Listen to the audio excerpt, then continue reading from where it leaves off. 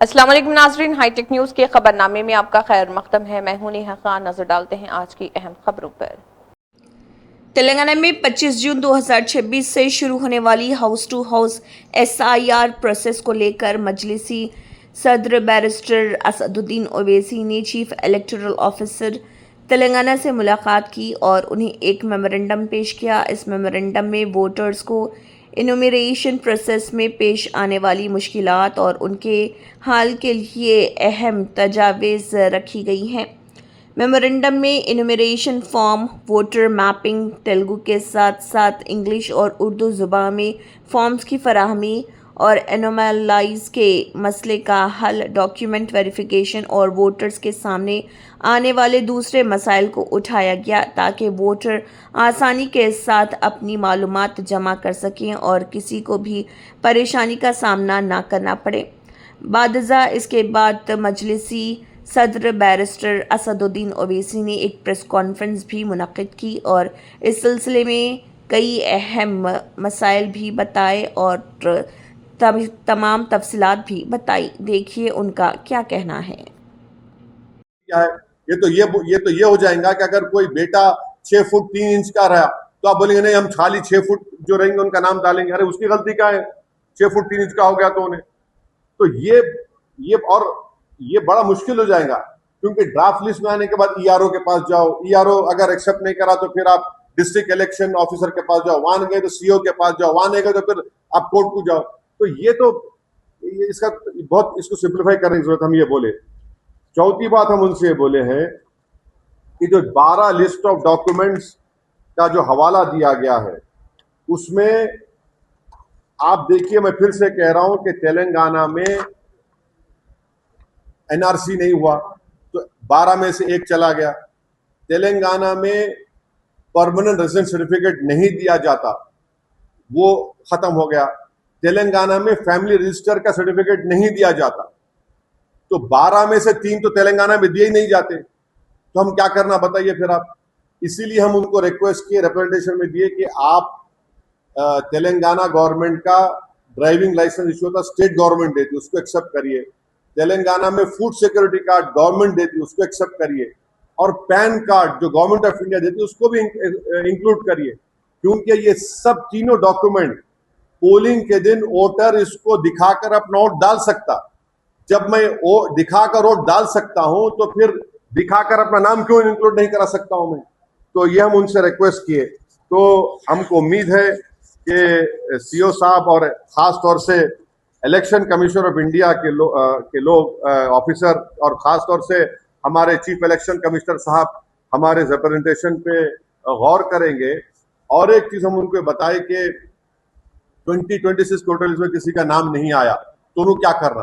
तो CO साहब बोले कि फॉर्म 6 डालिए। ठीक है, फॉर्म 6 डाल दिए।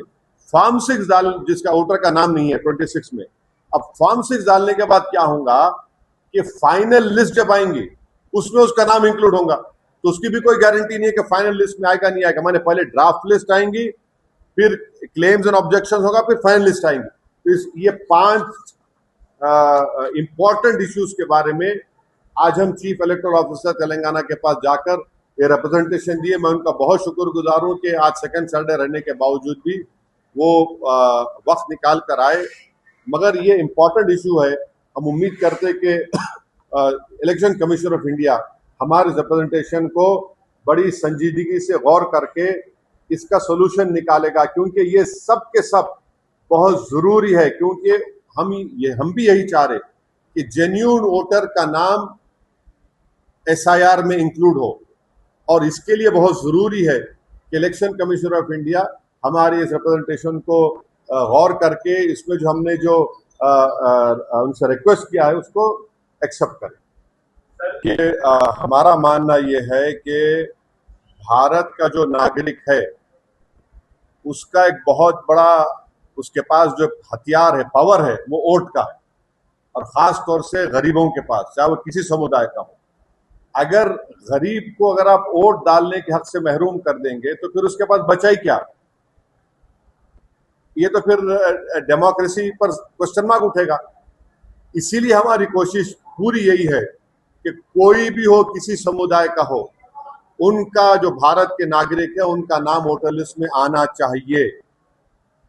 हम यही रिक्वेस्ट कर रहे हैं कि देखिए, अगर आप प्री प्रिंटेड फॉर्म 2026 का देंगे तेलंगाना में और वोटर को आप एक्सपेक्ट करेंगे कि 2002 का डेटा लिखे, बहुत मुश्किल होने वाला है। आप सुनिए, अब आप बीएलओ है, आप तो मैपिंग कर लिए पूरा, अब आप क्या बोल रहे हैं कि नहीं, बीएलओ आपको बोलेगा फोटो ले लो।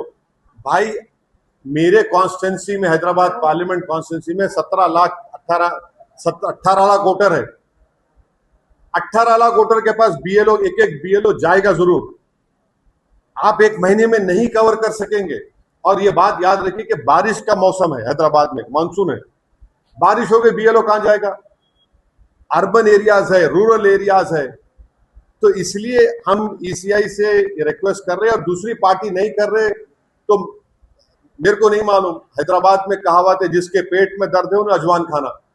तो अब उन्होंने, देखिए, वो लोग नहीं कर रहे, मुझे उसकी फिक्र नहीं है। हमको फिक्र है कि जो भी तेलंगाना का जेन्युइन वोटर है उसका नाम आना चाहिए, और इलेक्शन कमीशन अपने एसआईआर के एक्सरसाइज को प्लीज इंक्लूसिव करिए, एक्सक्लूसिव मत करिए। हमारी उनसे दरखास्त है, एक दरमंदाना दरखास्त है उनसे कि उस पर गौर करें।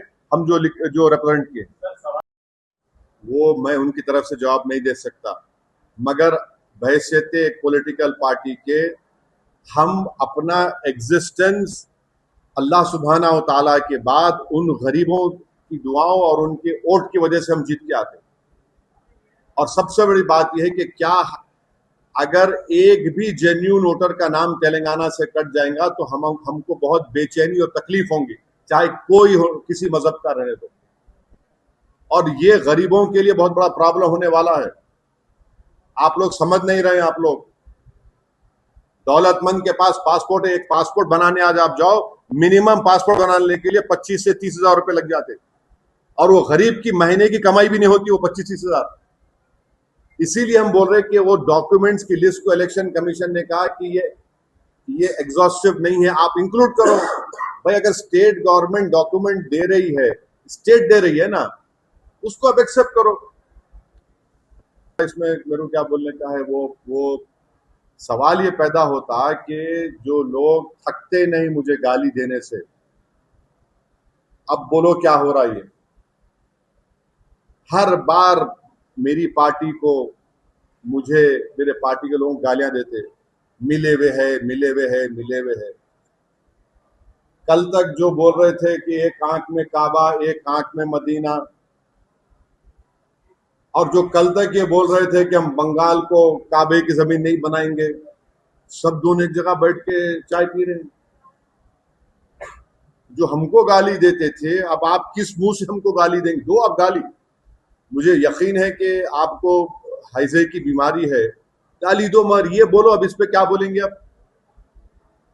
भाई, एक गवर्नमेंट को बंगाल की जनता ने वोट नहीं दिया, हफ्ता भर नहीं हुआ, पूरे कबूतर उड़ के भाग गए, पूरे कबूतर उड़ गए।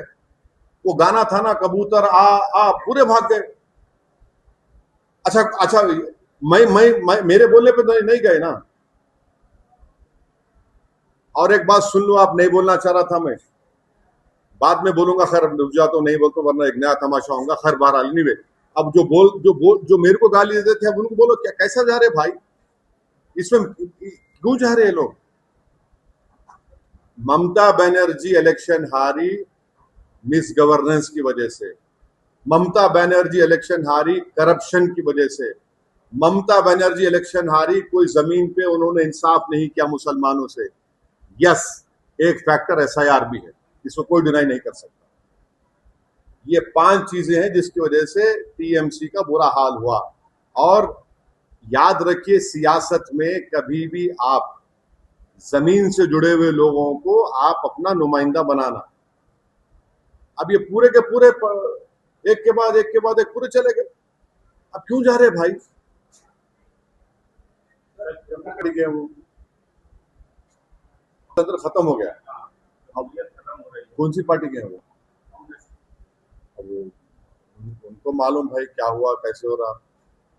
हम तो लोकतंत्र बचाने के लिए एसआईआर के लिए काम कर रहे हैं। हम तो लोकतंत्र बचाने के लिए इलेक्शन लड़ते हैं ताकि लोगों में एतमाद बहाल रहे। और अब आप नहीं मालूम वो अब कैसा बोल रहे हो, वो उनको जवाब देना पड़ेगा। बीजेपी के एक मुस्लिम नेता कश्मीरी औरंगाबाद को गए, औरंगाबाद में जाके होटल में ठहरे। बीजेपी के मुस्लिम नेता हैं, वो कश्मीर के कश्मीरी हैं, औरंगाबाद में ठहरे तो 1 घंटे के अंदर होटल वाला उनको बोला थैंक यू वेरी मच, आप प्लीज चले जाइए। क्यों निकल जाओ? बोले आप कश्मीरी मुसलमान हैं और खुद बीजेपी के हैं। अब आप बताइए देश में कितनी नफरत है। बीजेपी का है मगर बीजेपी के कश्मीरी मुसलमान है, बीजेपी के ही गाना गाते, बीजेपी के ही ऑर्केस्ट्रा पार्टी के हिस्सा हैं, बल्कि उस खव्वाली पार्टी में उनका काम खव्वाली का है। उन्हीं को बोल दिया गया औरंगाबाद के होटल वाले के साथ आप चले जाइए क्योंकि आप कश्मीरी मुसलमान हैं, मैं रखते आप। एक आदमी पैसे दे के रह रहा है। हम उम्मीद करते कि वो जो बीजेपी में कश्मीरी मुसलमान साहब है उनका अंदर का जमीर जागेगा, हमियत जागेगी, मगर ये एक मिसाल बताता है आपको क्या देश में हो रहा है कि उन्होंने संविधान पे जो ओथ लिया उसके खिलाफ है। आप संविधान पे ओथ लेकर हर भारत के नागरिक का काम करने का, आप किसी से डिस्क्रिमिनेशन नहीं करेंगे। अब आप ये बताइए तो फिर हम तेल किससे ले रहे, गैस कहां से आ रही? खतर से गैस आ रही ना। हम सबसे देशों से आप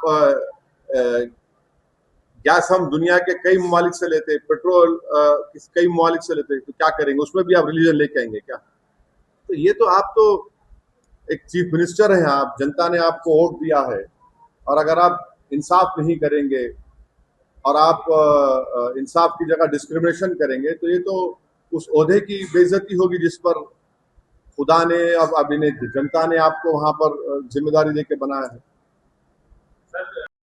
नहीं है वो, देखिए पहले तो हमारा कोई वोट बैंक नहीं है। दूसरी बात तो ये है कि हम लोग काम करते, जनता के दरमियान में रहते। हम लोग इलेक्शन से 6 महीने पहले अचानक आईसीयू से एक्टिव नहीं होते। हम साल के 5 टर्म के 5 साल एमएलए, एमपी या म्युनिसिपल कॉर्पोरेशन के हम एक्टिव होते, पब्लिक में काम करते। और उससे बड़ी बात यह है कि अगर किसी का नाम नहीं आएगा तो आप सुप्रीम कोर्ट के जजमेंट के बाद इलेक्शन कमीशन उनके नाम को रिपोर्ट करेगा कॉम्पिटेंट अथॉरिटी को, और फिर आपके सिटीजनशिप पे क्वेश्चन उठेगा। क्या आप हम चाहेंगे कि कोई तेलंगाना के रहने वाले पर सिटीजनशिप का क्वेश्चन किया जाए? और तीसरी बात यह है कि क्या यह बात सच नहीं है कि स्टालिन के कॉन्स्टिट्यूएंसी से भी नाम काटे गए? तो ये सब चीजें हैं। इसीलिए ओवरऑल हमारी कोशिश ये है कि हर एक का नाम आए। दूसरे पॉलिटिकल पार्टीज काम नहीं कर रहे तो मैं स्ट्रांगली बोल रहा हूं कि उनको, उन गरीबों की कोई फिक्र नहीं है। उन गरीबों की जो उनको वोट डालते हैं। भाई देखिए, भारत की जो डेमोक्रेसी जिंदा है ना, वो भारत के गरीबों की वजह जिंदा है। दौलतमंद कभी मूड आया तो निकल के वोट डालते, नहीं डालते। ये गरीबी है जो पेट भी अपना पालने के लिए धूप, बरसात, सर्दी में काम करता। अगर उनको वोट नहीं मिलेगा तो फिर जमहूरियत की रूह को नुकसान पहुंचेगा।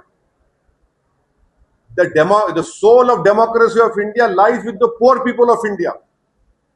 और एसआईआर अगर उनसे आप करा के उनसे पूछेंगे ये तुम्हारे 2002 में तुम कहां थे, 2002 में डॉक्यूमेंट, इतने डॉक्यूमेंट लेके आओ। 12 में तो 3 तेलंगाना में डॉक्यूमेंट ही नहीं दिए जाते। अब ये पॉलिटिकल पार्टीज को सोचना है, ये सिर्फ इलेक्शन नहीं है। आज हर पॉलिटिकल पार्टी की अखलाकी जिम्मेदारी है कि एसआईआर में हर जेन्युइन वोटर को गाइड करे, उनकी हेल्प करे।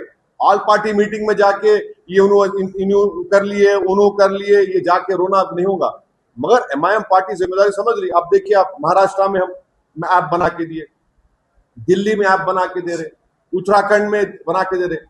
उसमें क्या है बोलिए?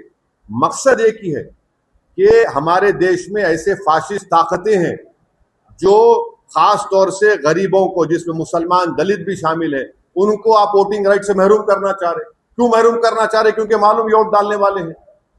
और उनको आप बंगाल में तो जिसके नाम नहीं आए वहां का सीएम बोल रहा है कि उनको हम रेशन नहीं देंगे, उनको रेशन नहीं देंगे, उनको पेंशन नहीं देंगे। तो ये भी चीजें हैं। तो सब चीजें मिलकर जब डेमोक्रेसी को मजबूत रखने के लिए, और वोटिंग राइट एक गरीबों के पास एक हथियार है, वो उससे महरूम ना हो जाए, इसलिए एमआईएम पार्टी दिन रात कोशिश कर रही है। साहब, आप 1 मिनट में अपने आप कॉन्ट्रडिक्ट कर लिया। आप, मेरे को समझ में नहीं आ रहा कि आप कहां पर बैठे हैं। अभी आप बोल रहे थे कि आप ही बड़े एक्टिव हैं, आप तारीफ भी कर रहे थे अपने सवाल में। नहीं, आज सुन तो लीजिए। नहीं, सुन तो लीजिए। पहले तो आप वोट बैंक बोले, पहले आप बोले बड़े एक्टिव हैं, फिर आप बोले कि आपको अपना वोट बैंक है, अब तीसरा आप बोल रहे कि भाई ये तमाम चीजें फैक्ट हैं। आप ही के मायानाज एएनआई ने रिपोर्ट किया है उन तमाम लोगों को, जो मैं एक एक जुमला कह रहा हूं वो आप ही का देखकर बोल रहा हूं। ये मेरे आसमान से या जमीन से खींच के नहीं लाया हूं, आप ही लोगों ने रिपोर्ट किया है। उस सच्चाई को बयान कर रहा हूं, उस हकीकत को बयान कर रहा हूं। और हमारा मकसद एक ही है कि जेन्युइन वोटर का नाम आए। हम सुप्रीम कोर्ट के जजमेंट के बाद हम उसको जजमेंट को गलत मानते, मगर अब तो लॉ बन गया, इसीलिए हम पूरी कोशिश कर रहे। Well, you see, these claims cannot be called as unfounded, or one cannot brush it aside by saying, oh, you're stretching things too far. If your name is not there in the voter list, which is now being done as a test of citizenship, which is now a new way of doing NPR and NRC, of course those apprehensions will be found to be true. What we see right now happening in West Bengal, the West Bengal new government of BJP have issued a memo or a government order wherein they have said that those 27 lakh people whose names have not been included in SIR, they will be denied all government benefits. Now juxtapose that with the Supreme Court judgment which says that people whose names have not been included in SIR, the Election Commission of India should send those names to the competent authority. What will the competent authority would be? MHA. What will they do? They will not sit on it. They will tell those voters to prove your citizenship. That can happen. It may happen. We don't want that to happen.